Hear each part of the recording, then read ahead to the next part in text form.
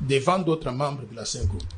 Ils m'ont demandé de quoi s'agit-il. Et je leur ai expliqué ça, en bonne âme et conscience, en tant que bon catholique.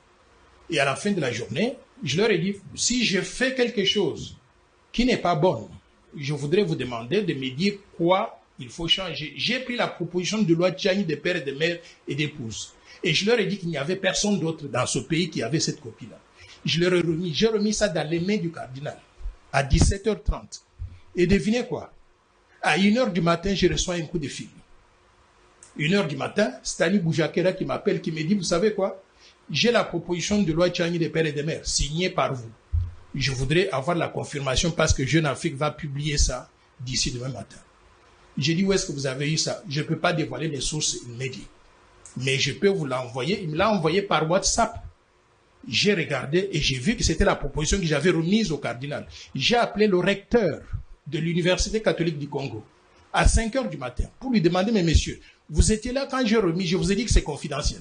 Qu'est-ce qui fait que ça se trouve dans les mains donc de Jeune Afrique qu'on va publier ça? Il m'a dit, je n'ai jamais touché moi à cette proposition-là. Et je n'ai jamais vu ça. Vous avez remis au cardinal, c'est la seule personne qui avait reçu ça. Alors, dans ces conditions-là, vous croyez que ce sont des relations sincères avec des gens? Moi, j'étais déçu de voir que c'est comme ça qu'on opère. Je voudrais dire une chose.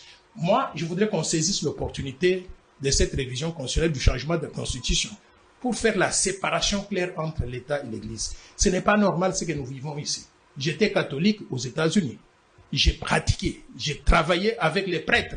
J'étais ministre eucharistique ordonné, j'ai donné la communion avec les prêtres, je faisais la première ou la deuxième lecture.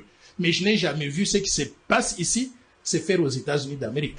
Par conséquent, saisissons cette opportunité-là pour séparer l'Église de l'État. Une des façons de séparer l'Église de l'État, c'est déjà de sortir l'Église des affaires publiques, des affaires politiques. Notamment la présence de l'Église dans la CENI, la Commission électorale nationale indépendante. Ça crée la confusion.